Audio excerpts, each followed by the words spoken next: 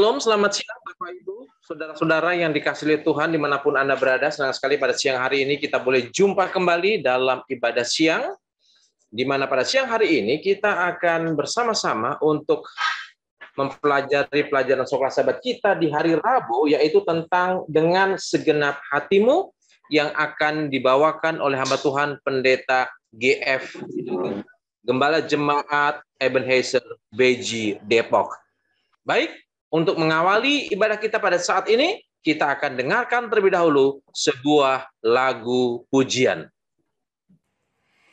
Iman orang saleh kekal,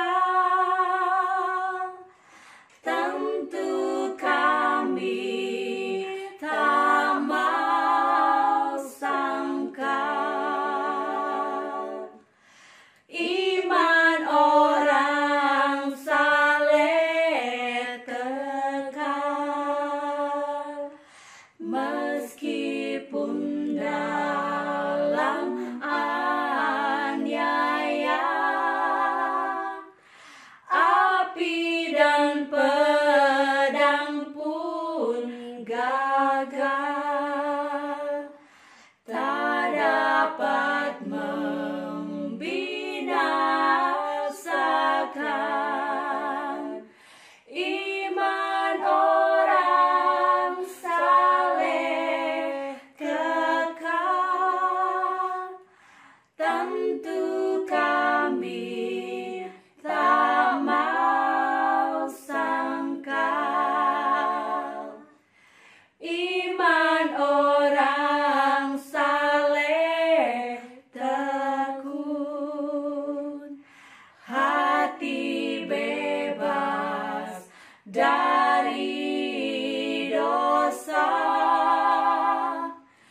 dan jikalau dibunuh pun, sungguh mulia kematiannya. Iman orang saleh kekal, tentu kami tak mau sangkal. Iman orang saleh kasih pada semua manusia, dan oleh hidup yang menang, iman itu akan nyata. Iman orang saleh kekal, tentu kami tak mau sangkal.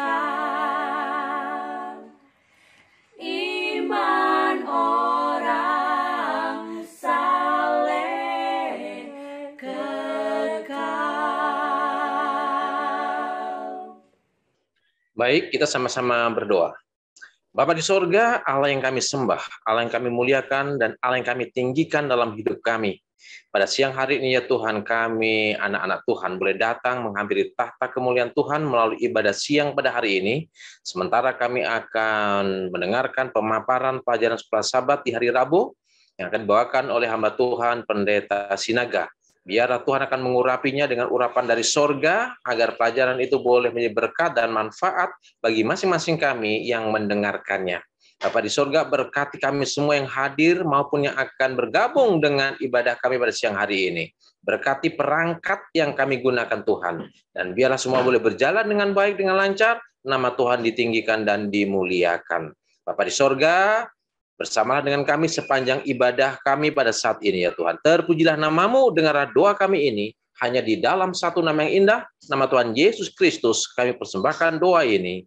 Amin. Baik, sebelum Pendeta GF Sinaga akan menguraikan pelajaran sekolah sahabat kita pada siang hari ini, dengan segenap hatimu. Kita akan dengarkan terlebih dahulu lagu tema kita, I Will Go.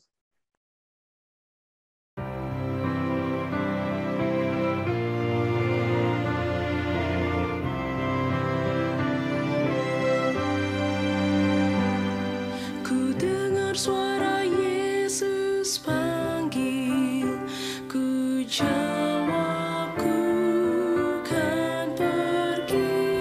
Ku lihat jiwa yang bersedih, ku jawab ku kan pergi. Pergi beritakan kabar kasih, bagikanlah pengharapan,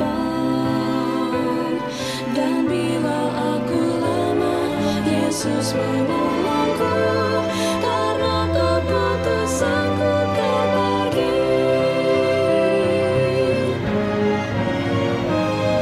Pergi beritakan kabar kasih, bagikanlah pengharapan, dan bila aku lemah, Yesus menolongku, karena keputusanku kan pergi.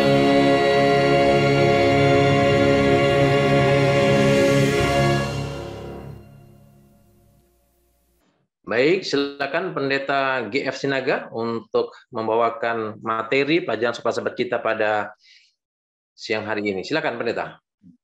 Baik, shalom, selamat siang, saudara-saudara, para hamba-hamba Tuhan, dan juga para pemirsa dimanapun Anda berada yang menyaksikan akan pelajaran sekolah sahabat kita sepanjang satu pekan, khususnya hari ini. Oleh karena pelajaran sekolah sahabat kita sepanjang satu pekan ini menceritakan bagaimana peristiwa yang terjadi dalam bangsa Israel. Nah, saudara-saudara, tentu kita mengetahui beberapa hari yang lalu sudah dipelajari bagaimana cara bangsa Israel dan umat-umat Tuhan yang pada saat ini memang kalau kita baca dari jilid 2, Alfa dan Omega, bagaimana kemurtatan, bagaimana situasi bangsa Israel yang memang pada hari ini kita mempelajari pelajaran sekolah sahabat kita, yaitu dengan segenap hati. Nah, kalau saudara baca dalam kerinduan, dalam Alfa dan Omega jilid yang kedua, bagaimana Gideon, bahkan bangsa Israel itu yang sudah keras tengkuk, yang sudah dikatakan bahwa mereka adalah murtad, ya, perlu bertobat.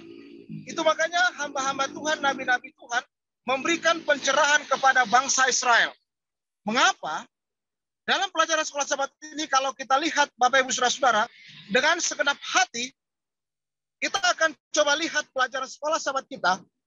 Kalau dalam kata segenap hati, berarti segenap.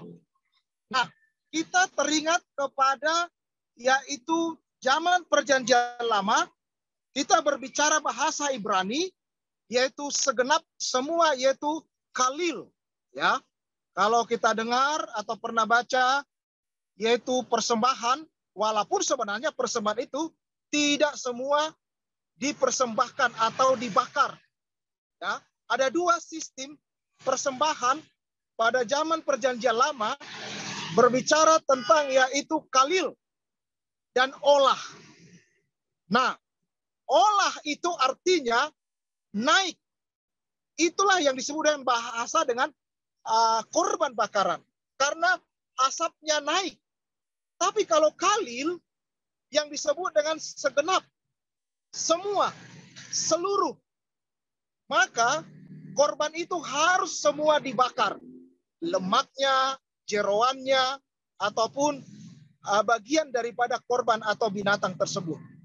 Nah, itu makanya semua harus, semua. Nah, ketika kita kaitkan dengan pelajaran sekolah sahabat kita pada hari ini, yaitu dengan segenap hati, saudara-saudara. Nah, kata segenap hati, Kalau kita lihat dalam pelajaran sekolah sahabat kita, sepanjang 1 pekan ini, saya tertarik saudara-saudara dengan kata, yaitu dalam pelajaran sekolah sahabat kita, apa peran Tuhan dalam pertobatan kita? Kerinduan Tuhan apa? Kasih karunia Tuhan itu bagaimana? Nah, itu sudah dipelajari beberapa waktu lalu oleh hamba-hamba Tuhan dalam pertemuan sebelumnya. Dan kemudian saudara-saudara, apa peran kita merespon itu? Dan sadar berbalik dan menaati. Dan datanglah kepada Tuhan dengan segenap hati. Nah, ini yang mau saya singgung pada hari ini. Kata segenap hati adalah semua. Tidak ada sisa. Sama seperti persembahan tadi. Kata kalil adalah semua harus dikorbankan, harus dipersembahkan. Pertobatan saudara-saudara, haruslah kita benar-benar bersih dari hati kita. Tapi lihat apa yang terjadi bagi bangsa Israel. Bangsa Israel, mereka tidak semua, artinya bahwa mereka setengah hati. Mengapa setengah hati? Itu makanya dalam pelajaran sekolah sahabat kita pada hari Rabu, kalau saudara baca dalam tulisan Nyonya White, dalam Alfa dan Omega itu, Nyonya mengatakan orang banyak itu bersedih karena dosa-dosa mereka telah mendatangkan penderitaan ke atas diri mereka sendiri. Tetapi bukan oleh karena mereka pertobatan yang sejati adalah lebih daripada bersedih karena dosa.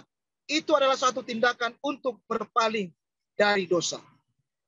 Jadi kata dengan segenap hati di sini harus seluruh, segenap jiwa, hati kita seturut dan harus sesuai bagaimana bangsa Israel ketika mereka murtad secara bangsa, bahkan murtad secara nasional dengan menggabungkan yaitu perbaktian Baal dan juga persembahan Baal dan tunduk kepada ilah-ilah lain. Inilah yang membuat Allah terkadang murka kepada bangsa Israel, tetapi di saat yang sama juga kasih karunia Allah berlaku pengampunan kepada bangsa Israel. Saudara-saudara, saya juga mengutip dalam buku Pena Inspirasi, dikatakan seperti ini dalam Desire of Ages. Bahkan kita tidak dapat bertobat tanpa bantuan Roh Kudus. Pertobatan datang dari Kristus sama seperti keampunan datang daripadanya. Kasihnya menarik kita kepadanya. Jika kita tidak melawan penarikan ini, kita akan dituntun ke kaki salib dalam pertobatan dari segala dosa yang telah menyalibkan juru selamat. Lalu oleh iman, Roh Kudus menghasilkan suatu kehidupan yang baru dalam jiwa, segenap pikiran dan keinginan yang ditaklukkan kepada kehendak Kristus. Hati dan pikiran diciptakan kembali. Umat-umat Tuhan, perlu kita yang hadir dan juga yang menyaksikan pada siang hari ini. Ketika kita datang kepada Tuhan, kembali kepada jalan yang benar. Sama seperti Raja Daud katakan, selidiki hatiku ya Tuhan, lihat hatiku. Sehingga pertobatan kita, sama seperti contoh teladan yang diberikan oleh Israel, itu terjadi kepada zaman kita sekarang. Bahwa ketika kita menyerahkan hidup kita kepada Tuhan, jalan-jalan hidup kita harus semua, segenap hati kita, kalil, tidak ada yang sisa. Dan seturut kehendaknya 100%, bahkan 180 derajat, kita harus datang kepada Tuhan. Tuhan memberkati, sekiranya ada pertanyaan tentang pelajaran sekolah sahabat kita, sepanjang hari ini, segenap hati, inilah yang membawa kita, dan boleh kita berdiskusi dan ditambahkan. Terima kasih, Pendeta James Kursina. Baik, terima kasih Pendeta Gibson Sinaga yang sudah menguraikan pelajaran sekolah sahabat kita pada siang hari ini. Baik Bapak Ibu, jika ada pertanyaan berkaitan dengan pembahasan pelajaran sekolah sahabat kita, silakan boleh di ruang chat ditanyakan atau boleh secara langsung. Saya lihat ada Bapak Raymond Lesiasel, Saudara Esen. Silakan, Pak Raymond.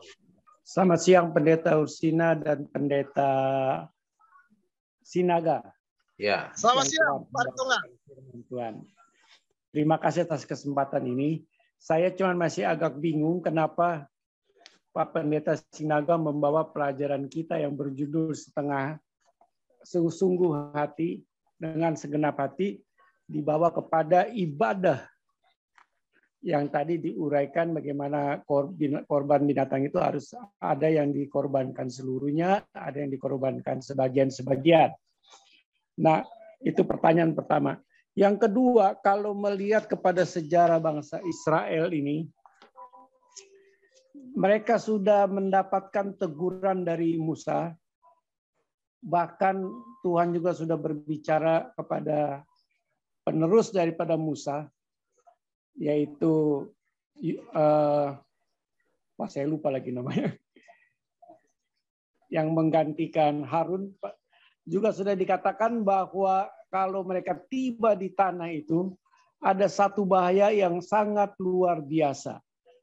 Bahayanya adalah karena mereka merasa mereka sudah tiba di tanah yang dijanjikan Tuhan bertahun-tahun, 400 tahun lebih kepada nenek moyang mereka, dan sekarang mereka sudah tiba, jadi mereka boleh lebih santai. Jadi mereka menjadi lengah sehingga mereka tidak lagi terlalu memperhatikan tentang hukum Tuhan, tentang keharusan mereka harus berbakti kepada Tuhan mereka.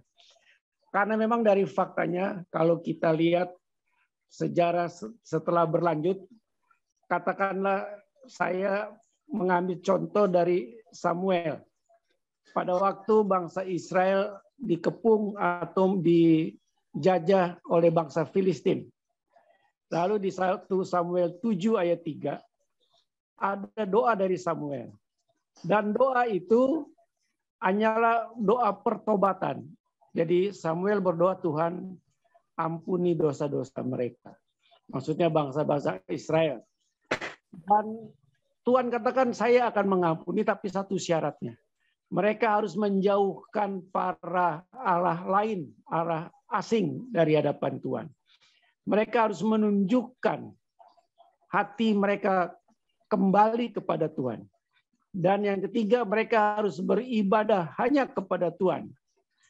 Kalau mereka bisa melepaskan syarat-syarat itu, maka Tuhan akan berikan kepada mereka berkat-berkat yang lebih indah daripada hanya sekedar tanah Kanaan.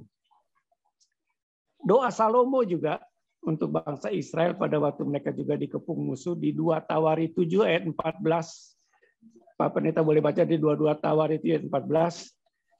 Syaratnya sama, jika mereka bertobat. Tetapi di sini Salomo, Tuhan katakan ada yang lebih berat lagi, adalah apabila mereka tidak bertobat, di 2 Tawari 7 ayatnya yang ke-19 sampai dengan 20, maka Tuhan akan cabut mereka dari tanah Kanaan itu, dari tanah perjanjian yang mereka sudah duduki. Tuhan akan cabut. Dan yang sudah dijanjikan itu akan dicabut, mereka keluar dari tanah Kanaan. Jadi kelihatan bahwa memang Tuhan sangat serius kepada bangsa Israel, karena Tuhan juga tahu bahwa mereka ini keras tengkuk dan mereka mudah bisa kembali kepada Allah-Allah lain. Itu sebabnya Musa pada waktu memperingati mereka, bangsa itu, ingat kalau kamu sudah sampai di sana, jangan lupakan Tuhan. Karena Musa tidak masuk ya. Musa cuma di tepi sungai Yordan melihat mereka masuk ke sana. Dan Musa katakan, ingat, jangan lupa untuk selalu bersama dengan Tuhan. Di Yeremia juga dikatakan bahwa kalau mereka sampai, kiranya damai dan sejahtera damai sejahtera akan selalu menyertai mereka kalau mereka mengingat kepada Tuhan. Nah, itu fakta, Pak. Nah, saya mau tanya sekarang, apakah bangsa Israel ini yang waktu zamannya ini Musa ini, apakah mereka tidak melihat jauh ke depan bahwa mereka menghadapi banyak kelemahan-kelemahan, sehingga kelihatannya kurang efektif nasihat yang disampaikan oleh Musa dan juga oleh Allah kepada bangsa Israel. Bagaimana menurut Pak Pendeta? Silakan Pak. Baik, jadi ada 2 pertanyaan ini ya yang ditanyakan oleh Pak Raymond. Oke, silakan Pendeta Sinaga untuk merespon dan menjawab pertanyaan dari Bapak Raymond Lesiasel. Mungkin Pendeta Ursina yang pertama tadi saya kurang dengar masalah dikaitkan dengan Ya, persembahan, begitu ya? jadi pertanyaan pertama tadi ini kan pelajarannya berkaitan dengan pertobatan atau dengan segenap hatimu. Tapi dalam pembahasan tadi, apa kaitannya dengan ibadah atau korban? Korban, ya. Baik. Jadi apa kaitannya dengan korban-korban? Silakan, Pendeta. Jadi kaitannya adalah kata segenap hati. Kata segenap. Jadi makanya ada kaitannya. Mengapa kata segenap itu? Kalau kita mengacu kepada persembahan atau ketika kita mengasihi Tuhan, harus semua. Jadi kata segenap itu kalil semua. Sama seperti ketika mempersembahkan, kata kalil itu harus dipersembahkan semua. Tidak ada yang sisa. Jadi itu menunjukkan kepada kata semua. Nah, hubungannya dengan apa yang kita bicarakan, kata segenap hati, ketika aplikasi baik kepada kita sekarang, maupun zaman orang Israel, lihat, makanya ada kaitannya dengan pertanyaan kedua oleh Pak Ritonga. Apakah bangsa Israel tidak tahu masa depan mereka, dan mereka tidak tahu apakah mereka bersandar kepada Tuhan, Tuhan akan menyelamatkan mereka. Mereka tahu. Tetapi, coba kita lihat pengalaman bangsa Israel. Seharusnya bangsa Israel, mereka sudah tahu benar bahwa pengalaman mereka berjalan bersama dengan Tuhan itu sudah membuktikan bahwa Tuhan memberikan mujizat bagi mereka. Tetapi nyatanya, saudara-saudara, setiap pemimpin berbeda, maka umat Israel akan murtad. Setiap ada nabi Tuhan yang diutus oleh Allah, terkadang mereka mau mendengar perkataan, sama seperti jilid 2, Alfa dan Omega kita ini. Gideon, coba bayangkan Gideon yang selalu berusaha untuk menuntaskan bahkan juga menghilangkan penyembahan ilahi, tapi nyatanya dia juga pergumulan. Dia punya banyak pergumulan untuk membawa bangsa Israel kembali kepada Tuhan. Nah, itu makanya ketika pertobatan itu yang sejati, hanya Roh Kudus yang dapat mengubah kita di satu pengalaman bagi kita. Karena sistem kita adalah historical. Bangsa Israel yang dahulu terjadi kepada kita sekarang. Sekarang, kalau misalnya ada umat Tuhan sekarang bertobat atau dekat dengan Tuhan, maka jangan ada seperti bangsa Israel half-hearted, setengah hati. Tapi harus semua hati nuraninya, semua hidupnya memang harus dia serahkan kepada Tuhan. Agar Tuhan dapat melayakkan orang itu dalam pertobatan. Terima kasih, Pendeta James. Oke, baik. Untuk pertanyaan berikutnya. Ini dari Bapak Ritonga. Dikatakan, apakah tanda-tandanya bahwa Allah sudah menyunat hati kita sebagai umatnya? Ya, jadi apakah tanda-tanda kalau kita sudah disunat hati kita? Silakan, Pendeta. Tandanya apa? Buktinya apa kalau kita sudah disunat hati kita? Silakan, Pendeta Sinaga. Jadi inilah yang dikatakan oleh Rasul Paulus bahwa sunat hati. Ya, ketika seseorang itu, walaupun bangsa pada zaman Abraham, sunat adalah satu sign atau tanda. Tapi ketika hidup zaman seperti yang dikatakan oleh Rasul Paulus, bahwa yang perlu adalah sunat hati, bagaimana hubungan kita dekat dengan Tuhan. Tanda-tandanya apa? Maka orang itu akan bertumbuh dalam iman. Orang itu akan melakukan pekerjaan Tuhan, penginjilan, dan orang itu akan menuruti hukum-hukum Allah dan akan mau bersaksi kepada orang lain. Jadi sama orang seperti yang bertobat. Jadi ketika orang bertobat, dia mengubah arah jalannya, maka orang itu akan mendapat pertumbuhan dalam kerohanian. Terima kasih. Oke, baik. Terima kasih, Pendeta Sinaga. Selanjutnya ini ada pertanyaan juga dari Ibu Elvira Dumais. Ya, pertanyaannya sebagai berikut. Apa yang dapat kita tunjukkan bahwa kita benar-benar bertobat dengan segenap hati? Jadi, apa yang dapat kita tunjukkan dalam kehidupan kita kalau memang kita sudah betul-betul bertobat dengan segenap hati? Silakan, Pendeta Sinaga. Terima kasih, Pendeta James. Baik, terima kasih Ibu Dumais dan juga hamba-hamba Tuhan dan pemirsa dimanapun Anda berada yang menyaksikan akan Gema Pengharapan ini. Tentu inilah yang disebut oleh Rasul Paulus kembali. Terkadang ada duri dalam daging kita. Terkadang kita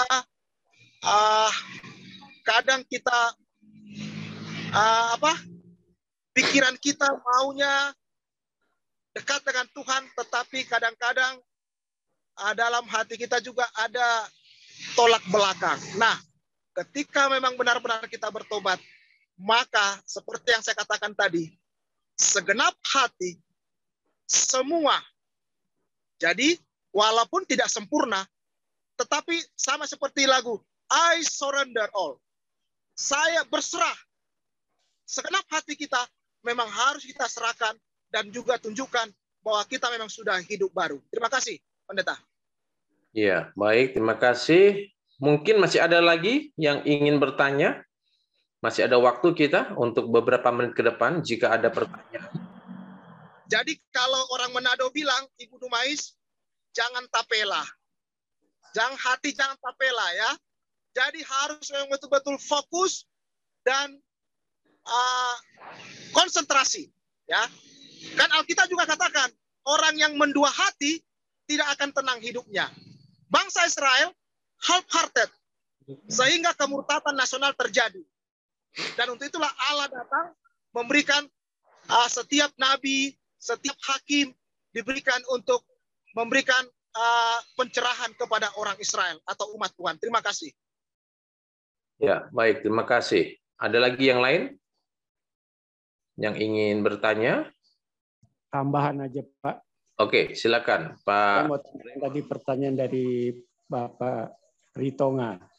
Ya. Kalau di Kolose 2 ada lagi namanya sunat Yesus. Tadi kan cuma sunat hati. Itu tandanya kita bertobat. Kalau Paulus katakan di Kolose 2 itu ayat 8 kalau tidak salah, ada sunat Yesus. Sama juga. Artinya kita terima Yesus, kita tinggalkan dosa-dosa kita, maka Yesus akan hidup dalam hidup kita dan setiap hari kita pasti akan dekat dengan Yesus terus. Itu aja Pak, tambahannya Pak. Cuman tadi pertanyaan saya yang kedua belum terjawab tuh. Kelihatannya usaha daripada Musa tidak efektif. Karena begitu sampai ke Samuel, Samuel juga doa yang sama seperti Musa doakan. Yaitu supaya mereka bertobat. Sampai ke Salomo, sama juga doanya Salomo bagi bangsa Israel supaya mereka bertobat. Jadi kalau lihat ke depannya kurang efektif juga yang dilakukan oleh Musa kepada bangsa Israel. Itu pertanyaan saya, kenapa ya tidak kurang efektif? Maksudnya kalau ada cara yang lebih efektif apa misalnya begitu? Itu aja Pak. Ya, oke, baik. Mungkin bisa ditanggapi Pendeta Sinaga untuk pertanyaan yang kedua dari Bapak Raymond. Baik, terima kasih Pak Raymond ya. Ya, memang kita tidak banyak juga mendapat referensi karena setiap atau generasi demi generasi, bahkan bukan hanya itu saja, setiap pergantian raja, bahkan nabi juga bangsa Israel selalu berulah. Ya, jadi memang cuman kita timbul kembali seperti pelajaran sekolah sahabat kita yang lalu. Kenapa? Karena Allah sudah sempat jatuh cinta kepada bangsa Israel. Itu saja. Padahal bangsa Israel, coba lihat. Setiap raja, setiap nabi selalu berulah. Kalau kita misalnya buka Yeremia, sampai Allah katakan, Yeremia, sekiranya engkau jalan di alun-alun, satu saja pun yang bertobat, kau temukan, saya akan menggantikan rencana untuk membinasakan bangsa atau menghajar bangsa Israel. Tapi ingat saudara, kadang ada kalanya Allah gimana ya? Kalau zaman Yesaya atau terbalik, Yesaya yang katakan seperti ini, utuslah aku. Yesaya yang ngotot kepada Allah supaya bangsa Israel jangan apa? Jangan dibinasakan. Tapi zaman Yeremia, Allah yang ngotot supaya Yeremia apa? Melakukan tugasnya. Sepertilah kehidupan, ya. Jadi kadang-kadang tidak heran. Itu makanya apa yang dialami oleh bangsa Israel terjadi kepada kita sekarang. Kadang-kadang kerohanian kita juga apa? Kerohanian kita bisa naik turun sama seperti bangsa Israel. Bahwa Musa pun ketika Musa katakan sampai dia katakan, lebih baik nama saya dihapuskan daripada bangsa ini.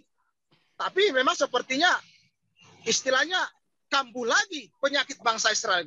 Sampai dikatakan Israel ini memang sudah keras tengkuk. Ya. Kalau orang Medan katakan sudah memang batu apa? Kepala batu, keras batu ya.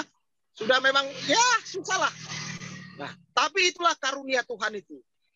Allah selalu apa? Memberikan kesempatan kepada bangsa Israel dan kepada kita sekarang juga Allah memberikan kesempatan untuk setiap orang balik datang kepada Tuhan. Sama seperti yang Pak Raymond katakan tadi. Sampai Rasul Paulus katakan, adapun hidupku ini bukannya aku lagi. Karena Tuhan telah memilih masing-masing kita. Jadi itu. Jadi kelihatan ya, juga di jemaat, kalau orang itu bertobat yang sesungguhnya, maka di jemaat orang itu tidak akan mudah tersinggung. Maka di jemaat orang itu tidak akan marah-marah. Maka di jemaat orang itu apapun tugasnya diberikan dalam pelayanan, akan katakan puji Tuhan, terima kasih. Begitu Pendeta Ursina. Ya, baik. Terima kasih semua yang sudah berpartisipasi.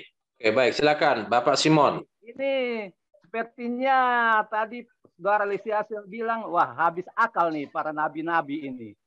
Saya melihat itu juga yang kita alami zaman sekarang. Teguran sudah berbagai cara kita buat. Cambuk.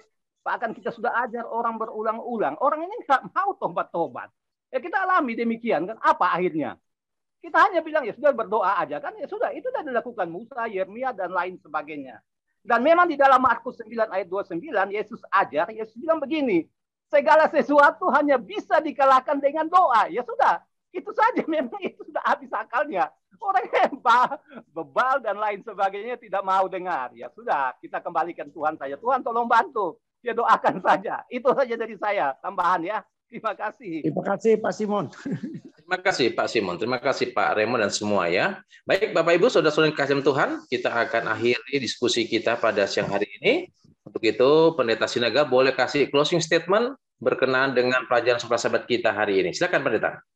Baik, terima kasih Bapak Ibu saudara-saudara dan hamba Tuhan dan juga para pemirsa dimanapun Anda berada yang menyaksikan belajar sekolah sahabat bersama firman Tuhan pada siang hari ini. Tentu ketika Tuhan katakan, jika engkau mengasihi aku, turutilah segala perintahku.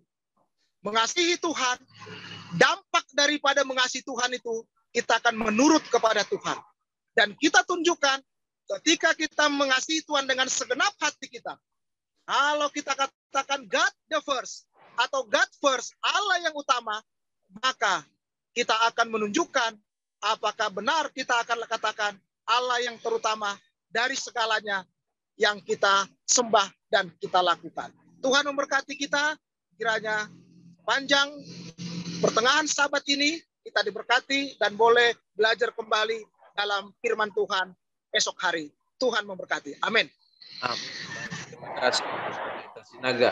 Baik Bapak Ibu, saudara-saudara yang dikasihi Tuhan, kita akan akhiri pertemuan kita pada siang hari ini. Kita akan dengarkan lagu pujian sebagai lagu penutup.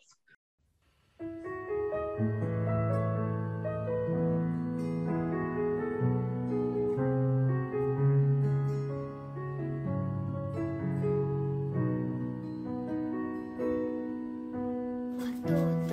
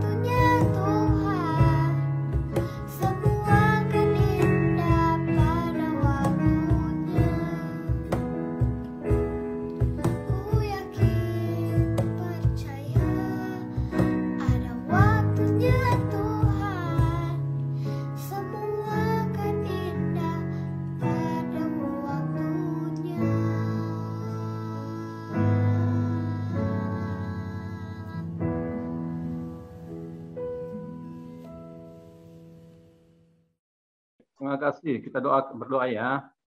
Tuhan, Bapa yang ada di surga, pada siang ini kami bersyukur karena pendalaman sekolah Sabat boleh kami akhiri. Bapa di surga, sudah banyak permohonan-permohonan doa yang disampaikan. Tolong dengar ya Bapa. Biarlah sesuai dengan kehendak-Mu Bapa, apa yang kami sampaikan boleh berkenan kami terima. Berkati pembicara Pendeta Gikson Sinaga yang telah menyampaikan firman Tuhan kepada kami, dan juga berkati kami yang menerima berkat pada siang hari ini. Kiranya berkat rohani ini menjadi bagian kami semua sepanjang hidup kami ini. Berkati umat-umat Tuhan kembali dalam kegiatan beraktivitas lagi. Kiranya berkat-berkat akan diterima umat-umat Tuhan setelah menyelesaikan pekerjaan yang dikerjakan hari ini. Kami semua akan pulang ke rumah membawa berkat. Hadirlah bersama dengan kami pada hari besok ya Bapa. Inilah doa dan permohonan yang kami sampaikan di dalam nama Tuhan Yesus. Amin. Kami mengucapkan selamat malam waktu Amerika dan selamat pagi waktu Indonesia. Senang sekali kita bertemu kembali dalam acara pembahasan sekolah Sabat kita pada saat ini. Selamat malam. Saya senang oleh karena kita boleh belajar Alkitab untuk bagian yang kedua pada pelajaran yang diberikan kepada saya. Dan kita tiba pada hari Selasa dengan judul pelajaran Sufa. Sufa ini mungkin agak sukar kita sebutkan karena bahasa yang tidak lazim, karena ini adalah bahasa Ibrani ya. Sebentar saya akan menjelaskan makna dari kata ini. Namun sebelumnya mari kita tunduk kepala sejenak dan kita berdoa. Bapa di sorga, pada pagi waktu Surabaya dan malam waktu Amerika Serikat, kami datang kepada Tuhan menyerahkan segala sesuatu untuk kiranya Tuhan bantu kami. Kami akan belajar firman-Mu dan memohon kiranya rahmat, kasih, dan tuntunan Tuhan boleh menjadi bagian kami untuk kami boleh merenungkan akan firman-Mu ini. Bapa, pakailah lidah hamba-Mu dan Tuhan gunakan akan telinga dari masing-masing kami untuk boleh menyimak akan firman Tuhan. Kami mohon menyerahkan semuanya di dalam tangan Yesus Kristus yang adalah Tuhan dan Juru Selamat kami. Amin. Baik saudara-saudara, kita akan lanjut. Kalau seandainya terputus mohon disampaikan karena signal di tempat kami hari ini agak lemah ya. Mudah-mudahan lancar sampai selesai. Oke, baik. Jadi kata sufah di bahasa Ibrani dibilang tesofa. Bagi orang Yahudi, istilah ini memiliki arti yang sangat penting. Dalam bahasa Ibrani, kata itu bisa diterjemahkan sebagai kembali dan menggambarkan kembalinya Allah dengan sesama manusia yang dimungkinkan oleh pertobatan dari dosa-dosa. Oke? Nah, kemarin kita sudah mempelajari satu pelajaran yang menjelaskan tentang bagaimana hati Allah itu ya. Jadi judul kemarin adalah carilah dan kamu akan menemukan aku. Dan Lukas menggambarkan bagaimana konsep ini dengan sangat indah ketika dia menulis kisah tentang perumpamaan anak yang hilang. Bukan? Siapa yang hilang di sini? Si anak. Tapi siapa yang mencari ayahnya? Si anak juga. Kan di sana ada perumpamaan dirham yang hilang, kemudian ada domba yang hilang yang tidak tahu bahwa dia hilang, maksudnya tahu hilang tapi tidak tahu jalan pulang, kemudian dirham yang hilang yang tidak tahu dia hilang, tidak tahu juga untuk ditemukan. Tetapi dalam pemahaman judul pelajaran sekolah Sabat kemarin, ketika ungkapan disampaikan seek me and find me, Tuhan seakan katakan cari saya, maka kamu akan menemukan. Dan memang ketika anak itu pulang, dia tahu rubahnya, dan dia cari papanya, dia ketemu. Karena papanya tidak kemana-mana dan tidak menghindar. Nah, ini Lukas memberikan gambaran seperti apa Allah itu. Bahwa dia adalah Bapa yang senantiasa menunggu, meminta siapapun yang datang, mari datang kepada saya. Saya akan datang. Kalau kamu datang cari. Coba anak ini tidak cari. Dia tidak akan menemukan bapaknya. Nah, Ini kita mengerti kemarin karena saya sudah singgung kemarin. Sekarang ya, jadi kita tahu persis bagaimana ketika masih jauh, itu kemarin kita sudah dengarkan ya, bahwa ketika masih jauh, ayat itu katakan, ayahnya telah melihatnya lalu tergeraklah. Jadi bayangkan, saudara boleh menaruh di dalam pikiran saudara bagaimana Allah itu. Dia adalah Allah yang seperti Bapak ini, yang tunggu-tunggu kapan ya anak saya pulang. Kapan ya anak saya ini mau kembali kepada saya. Oke, saya ulangi lagi mengenai buku Ulangan. Buku Ulangan, sekali lagi itu adalah merupakan kesimpulan atas pengalaman perjalanan 40 tahun. Oke, itu sebabnya Musa ulangi lagi semua peristiwa. Tapi ada pesan. Pesannya adalah jangan kamu ulangi perbuatan yang salah dari papamu atau dari orang tuamu. Jadi kita hidup menjadi dewasa bukan sekedar memberikan warisan, tetapi juga memberikan pesan melalui kehidupan. Bukan? Ketika kita mati, orang akan katakan, aduh, orang Manado bilang, dapat ingat ini om ini, aduh baik sekali. Tapi jangan sampai waktu kita mati kemudian, aduh untung so mati. Atau mereka katakan, waduh kenapa belum mati-mati? Aduh, saya senang oleh karena saya tahu pendeta-pendeta senior yang ada di sini, setiap kali mereka pulang ke Manado atau ke Indonesia, orang selalu katakan, datang ke tempat kami, khotbah di tempat kami. Karena saya tahu pendeta-pendeta yang ada di sini, pendeta Rantung, pendeta Solia, dan pendeta-pendeta senior lainnya adalah orang-orang yang dicintai, yang selama mereka bertugas melayani selalu memberikan hal yang positif sehingga orang kenal dan orang cintai. Nah, Musa melalui buku Ulangan seakan-akan katakan, kamu lihat, ini kesalahan orang tuamu. Tapi ini yang harus kamu lakukan. Jadi buku Ulangan adalah kesimpulan pengalaman perjalanan 40 tahun. Dan tema dari buku Ulangan, ini ada di Sekolah Sabat, sesungguhnya adalah hanya 2. Kalau kamu taat kepada Tuhan, maka kamu akan diberkati. Kalau kamu tidak taat kepada Tuhan, maka ada konsekuensi. Hidup ini ketika kita tua, kita mengerti benar dengan konsep ini. Karena pada dasarnya sepanjang hidup ini adalah pembuktian bahwa ketika kita benar di hadapan Tuhan, kita akan mengalami, kan ada ungkapan bahasa Indonesia, apa yang kamu tabur, itu yang kamu tuai. Hukum tabur tuai ya. Kalau kita tabur baik, kita akan menikmati yang baik. Kalau tidak, ya. Jadi ini konsekuensi. Segala sesuatu yang terjadi di depan adalah konsekuensi. Dan buku Ulangan, seakan-akan Musa sebelum dia berangkat, oh ya saya mau katakan, buku yang lain ditulis, kita sudah pelajari ini, pendeta Rantung sudah sampaikan. Buku yang lain ditulis selama berpuluh tahun. Musa tulis buku Keluaran itu hampir 40 tahun. Dan buku-buku yang lain. Sementara buku Ulangan itu hanya ditulis beberapa hari menjelang Musa mangkat. Dan penuh dengan pesan. Ya, penuh dengan pesan. Nah hari ini salah satu pesan yang Musa ingin sampaikan melalui pernyataan Sufa ini. Saya ulangi lagi. Karena kebetulan di Sekolah Sabat membicarakan tentang dosa. Apa itu dosa? Semua kita mengerti konsep umum yang tentu saja ada di Alkitab. 1 Yohanes 3 ayat 4 katakan, dosa ialah pelanggaran hukum Allah. Ini semua umum, jelas. Kita tahu konsep ini. Tetapi ada lagi konsep yang lain, yang biblikal, ya, yang biblikal, dan saudara-saudara perlu lihat di sini. Saya memberikan bahasa dengan bahasa saya, ya. Tetapi ini biblikal. Oke. Dosa, boleh saya sebutkan, ketika manusia mencoba jalan lain di luar dari jalan dan rencana Tuhan. Atau dengan kata lain, dia mengubah rancangan Allah. Oke, itu dosa. Jadi ketika Tuhan katakan ini, kita coba cari alternatif. Ketika Tuhan katakan pergi ke sini, tapi kita coba dengan jalan yang lain. Yang kita pikir, wah itu baik. Mulai dari kisah, saudara tahu, di Eden bukan? Ketika Tuhan katakan jangan makan.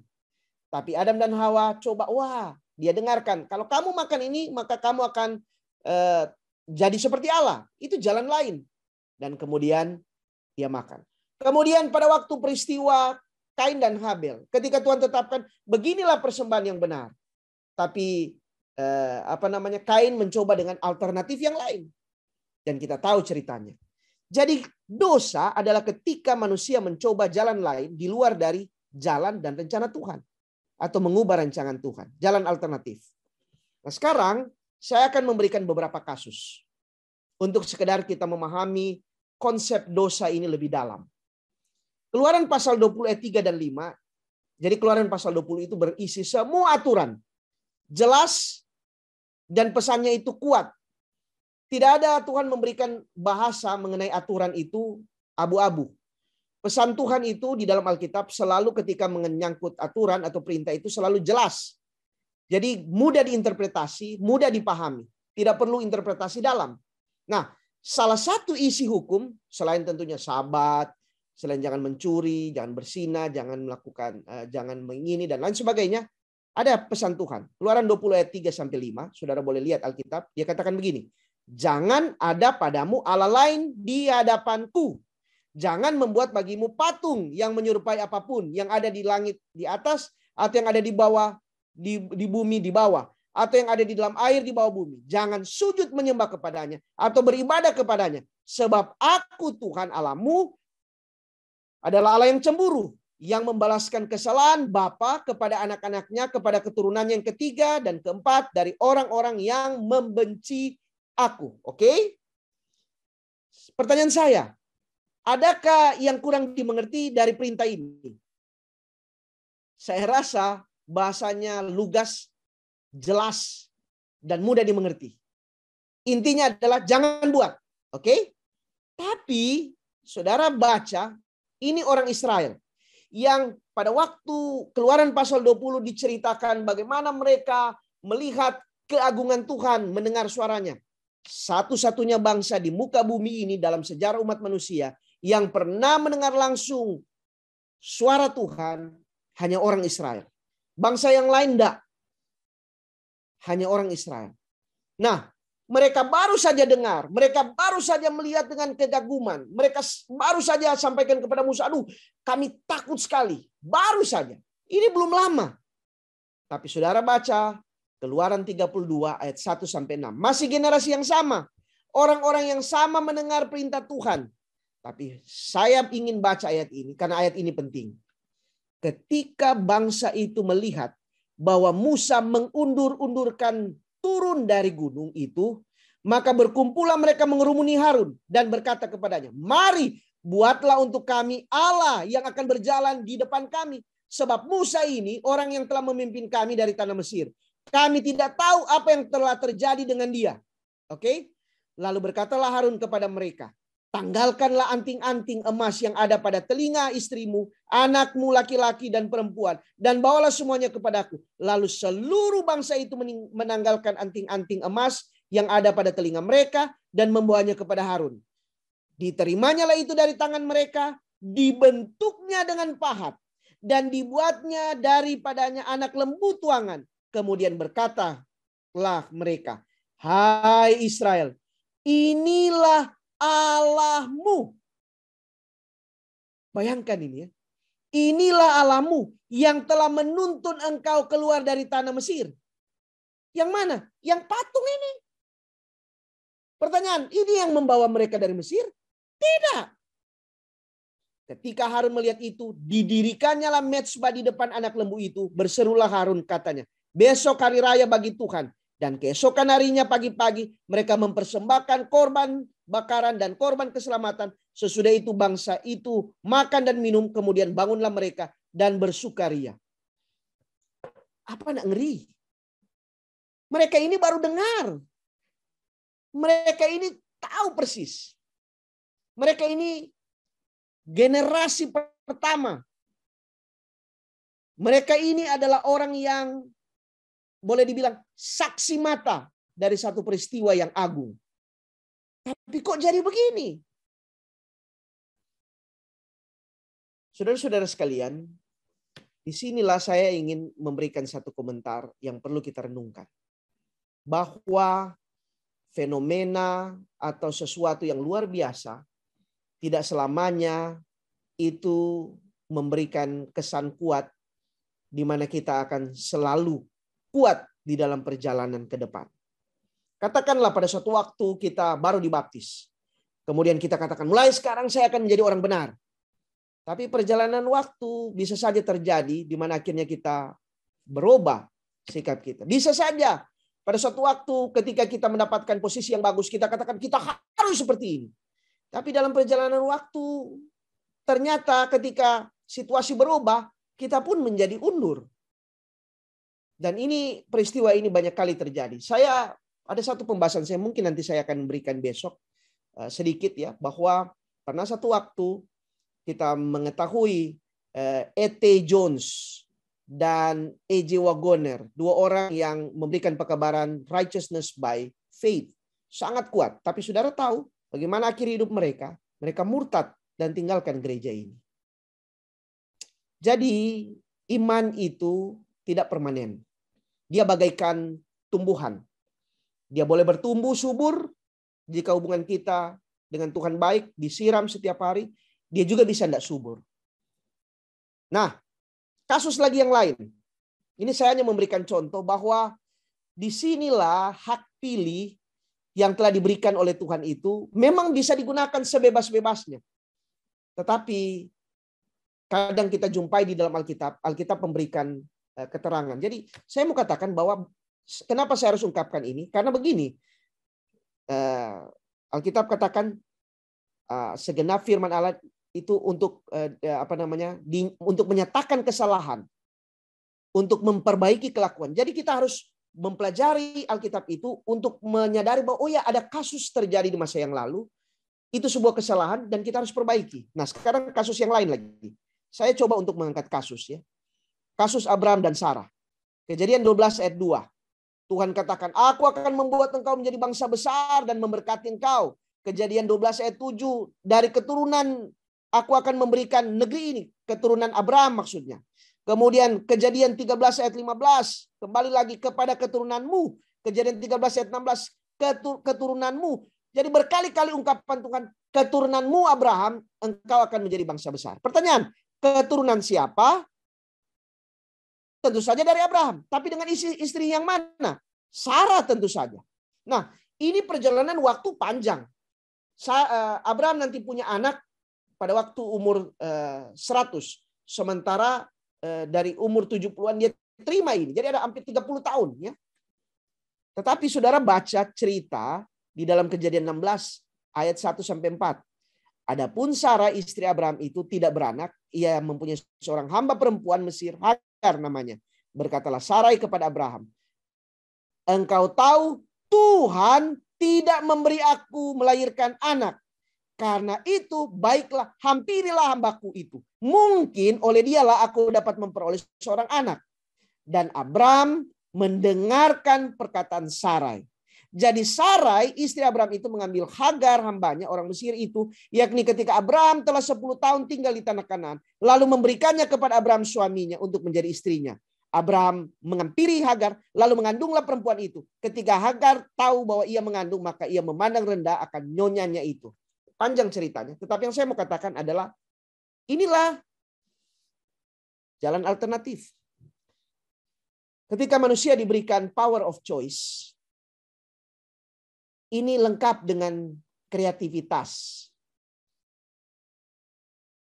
Manusia modern hari ini orang katakan orang yang hebat adalah orang yang pintar berkreativitas. Tidak ada yang salah dengan kreativitas. Kita boleh berkreatif, Allah memberikan karena itu adalah sesuatu yang Tuhan taruh di otak kita supaya kita bisa berkreasi apa saja. Persoalannya adalah ketika kreativitas ini melawan Allah.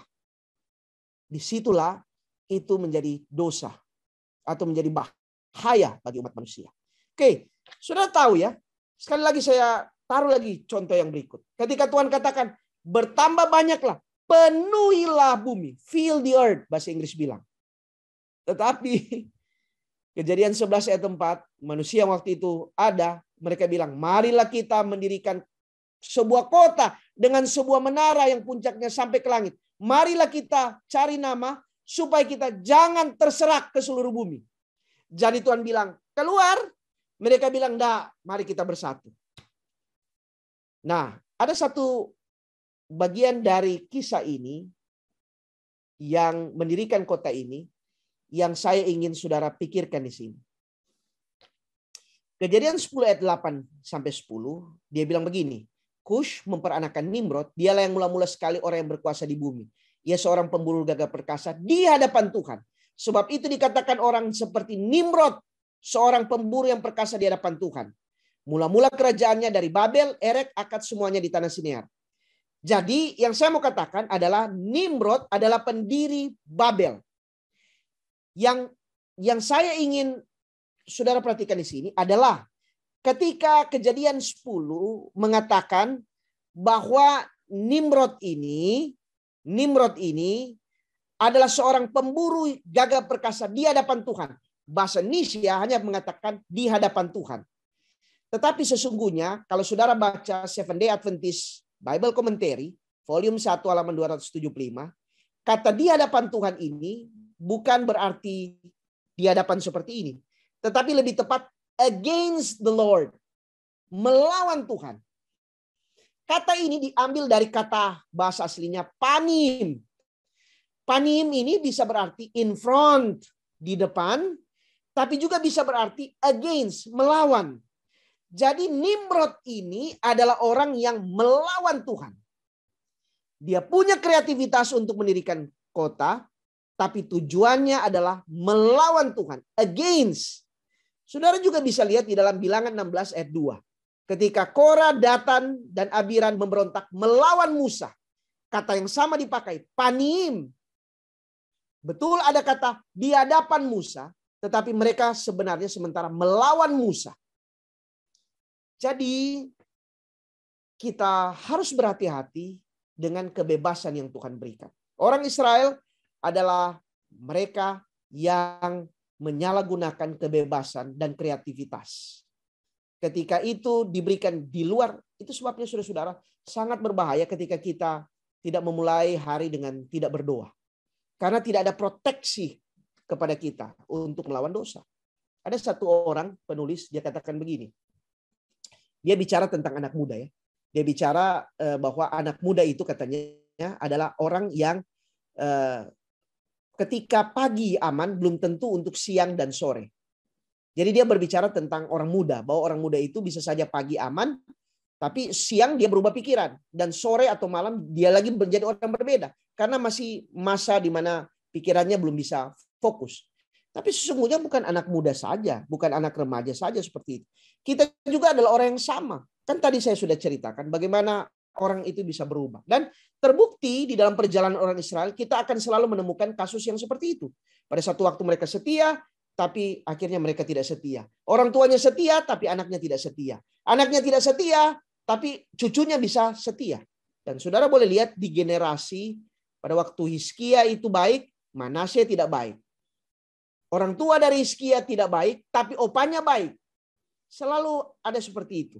Yang saya mau katakan adalah tabiat itu bukan warisan otomatis. Tetapi itu harus dikembangkan. Ya.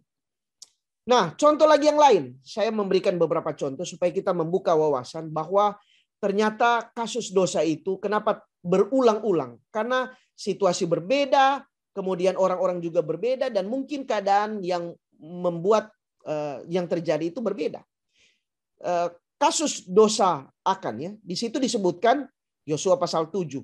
Tetapi orang Israel berubah setia dengan mengambil barang-barang yang dikhususkan itu. Karena Akan bin Karmi bin Sabdi bin Sera dari suku Yehuda mengambil sesuatu dari barang-barang yang dikhususkan itu. Lalu bangkitlah murka Tuhan terhadap orang Israel. Jadi Tuhan katakan jangan ambil, tapi dia ambil. Oke. Sekarang kita fokus kepada kata tesuva ini. Tesuva ini adalah ketika semua kita melakukan kesalahan apapun. Jadi bisa saja kita melakukan dosa. Tetapi pertanyaan selanjutnya adalah, kembali enggak? Tesuva ini mengandung makna kembali. Itu juga bisa mengandung rekonsiliasi. Itu juga bisa mengandung reunifikasi. Tesuva paling sering dikaitkan dengan High Holy Days. Atau 10 hari pertobatan sesaat sebelum Yom Kippur. Oke, saya tunjukkan kepada saudara-saudara. Apakah bisa terlihat di layar saudara? Jadi orang Israel itu banyak sekali hari rayanya. Ada Paskah, Passover ya, Passover.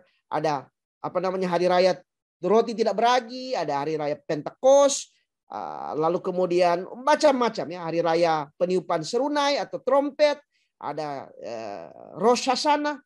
Kemudian saudara lihat, pada waktu hari pendamaian atau the Day of Atonement, maka di situ setelah itu, persis setelah itu adalah Yom Kippur.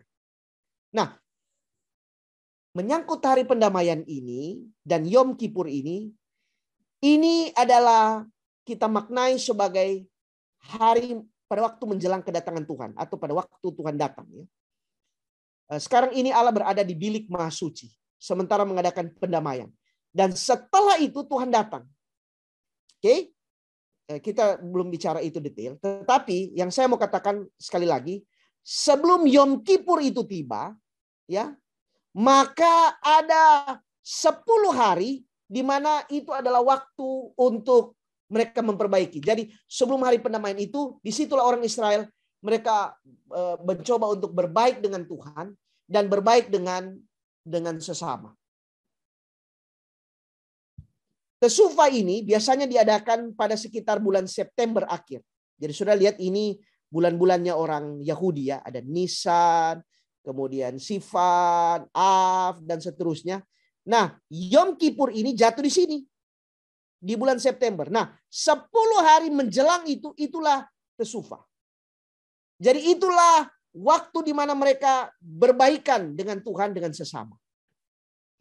Kalau begitu, jika kita melihat ini, sebenarnya ini adalah seperti saudara dan saya hari ini.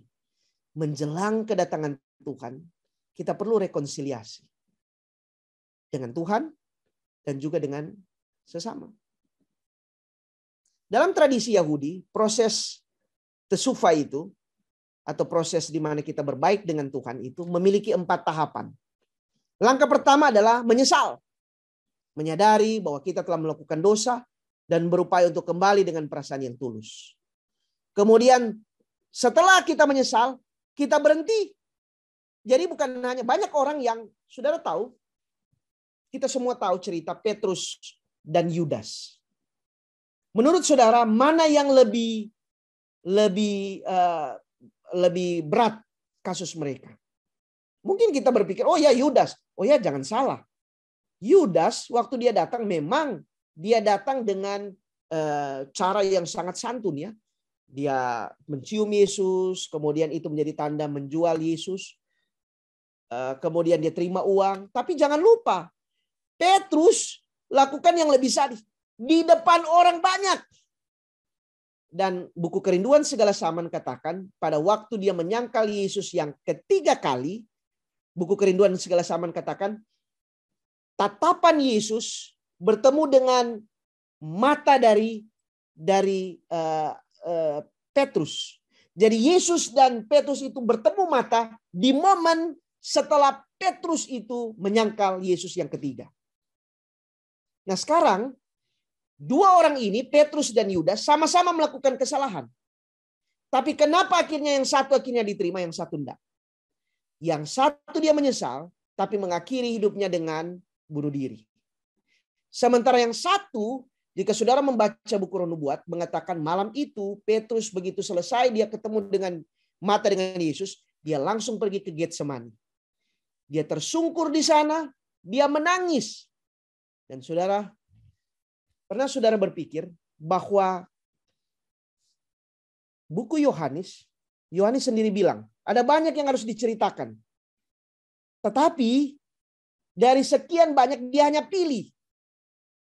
Anehnya dan luar biasanya adalah penutup Injil, buku Yohanes khususnya, ditutup dengan kisah pertemuan Yesus dengan Petrus. Saudara, ini bukan biasa-biasa kalau saudara menyimak. Karena ada banyak lagi cerita yang harus diceritakan. Tapi kenapa sosok Petrus yang ditutup di sana? Siapa Petrus? Itu loh Petrus yang bikin kesalahan banyak itu. Yang seluruh Injil itu penuh dengan kisah-kisah yang tidak menyenangkan tentang sosok Petrus. Mulai dari dia marah, dia potong telinga, dia imannya kurang, dia minta kursi, pokoknya macam-macam.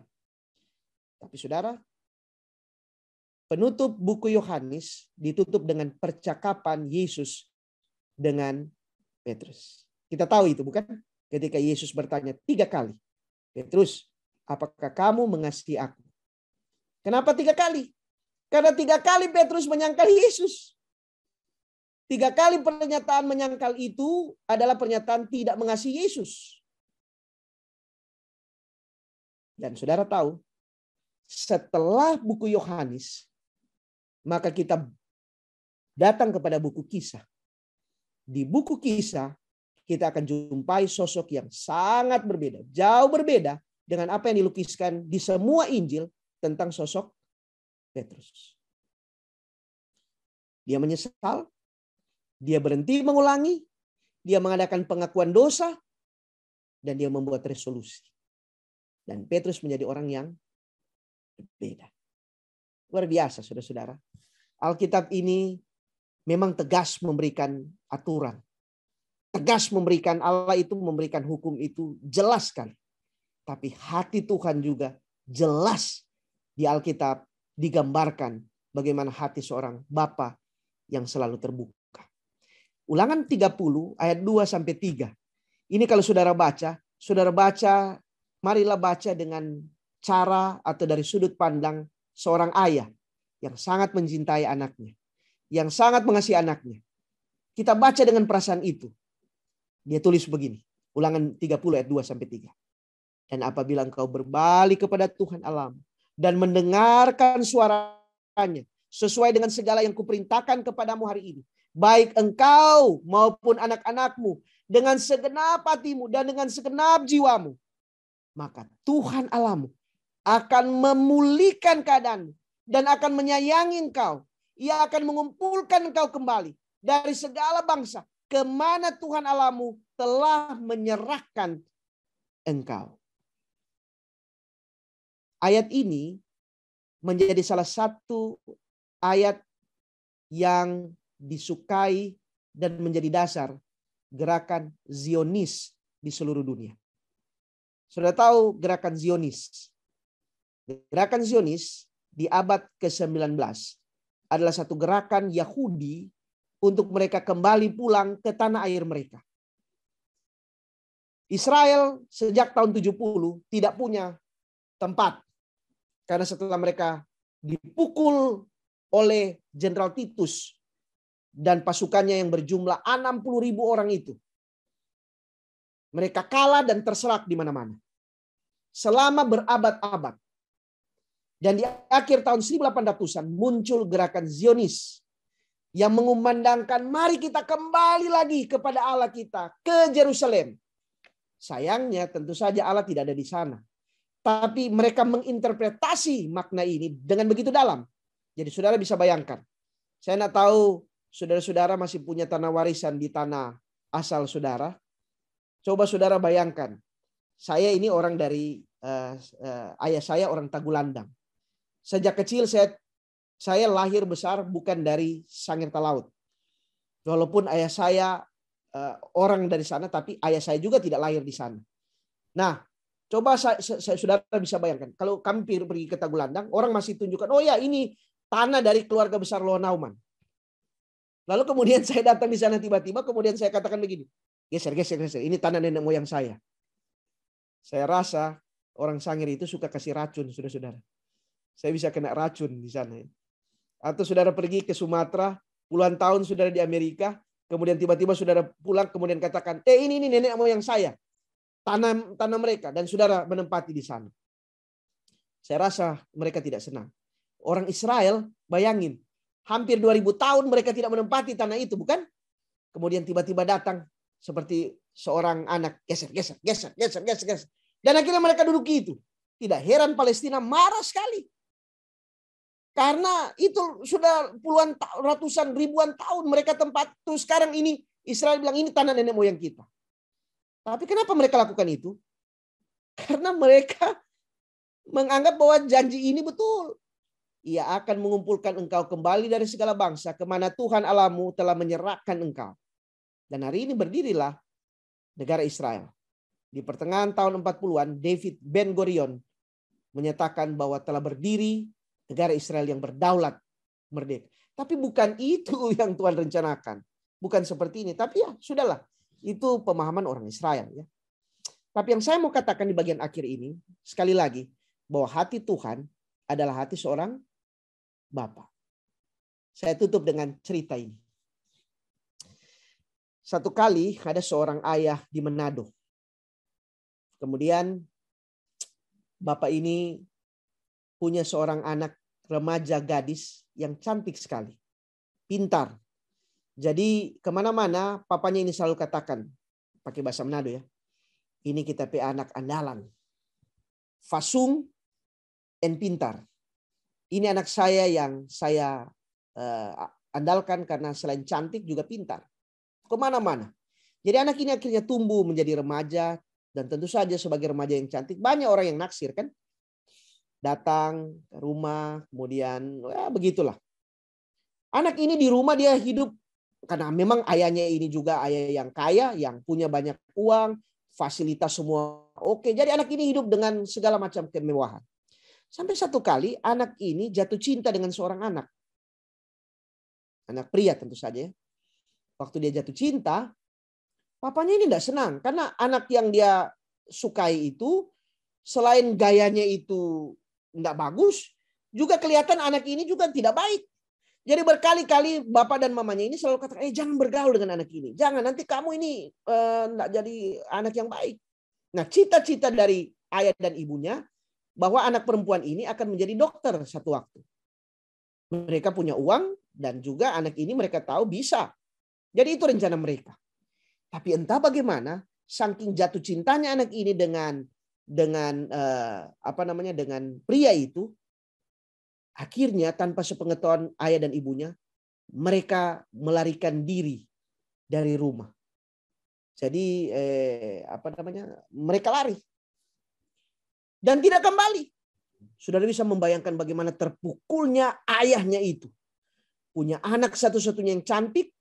Dia punya ada 2 mungkin anak atau 3. Tapi yang perempuan ini satu-satunya dan sangat cantik. Jadi dia sangat terpukul ketika anaknya ini memilih pria yang lain daripada dia. Aduh, saudara bisa bayangkan. Berhari-hari seperti ini. Nah, anak ini akhirnya dia lari. Kemudian dia kawin diam-diam. Jadi ini kawin lari dengan pria ini.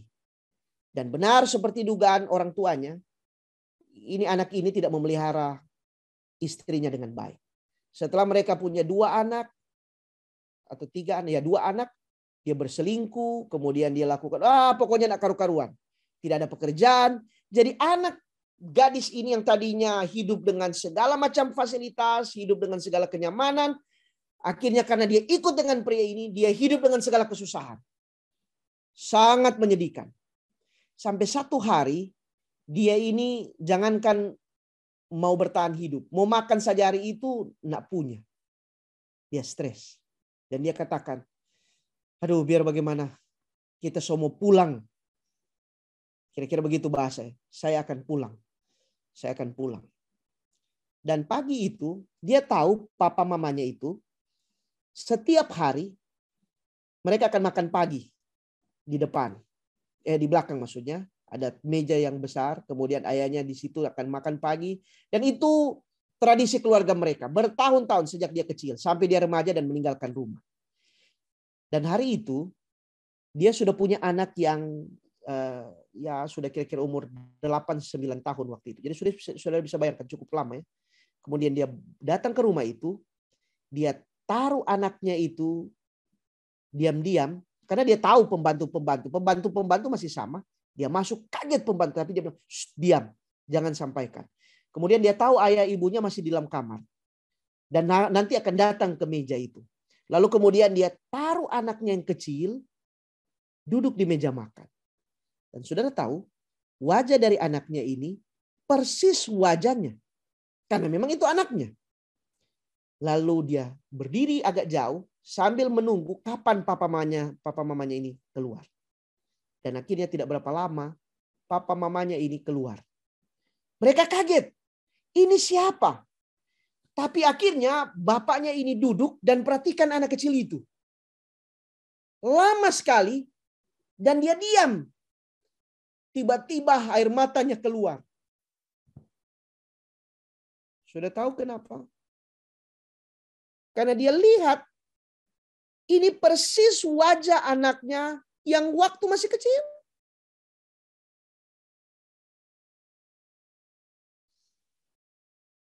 Dia peluk anak kecil itu. Dia peluk dengan erat, kemudian dia menangis. Dan dia katakan, "Mana mama?" Dan saudara tahu, anak ini akhirnya tunjuk di balik sudut yang ada di pojok sana. Kemudian katakan, "Mama ada di sana." Kemudian dia peluk anak kecil itu. Ayahnya ini pergi ke sudut. Kemudian panggil anaknya. Dan mereka berpelukan, menangis. Saudara-saudara, hari itu anaknya itu kembali diterima di rumah itu. Hati Allah adalah hati Bapa. Yang harus kita mengerti tentang Allah dalam konsep yang disampaikan oleh Musa. Ketika Musa mengungkapkan kata-kata ini, maka ini adalah kata-kata bagaikan kata-kata seorang ayah. Apabila engkau berbalik kepada Tuhan Allahmu, mendengarkan suaranya sesuai dengan segala yang kuperintahkan kepadamu, maka Tuhan akan pulihkan keadaanmu. Itulah makna dari pelajaran hari ini. Sufa. Kiranya Tuhan memberkati kita. Kita baru saja mendalami sebuah konsep yang sangat dalam yang ada di dalam buku Ulangan tentang Sufa.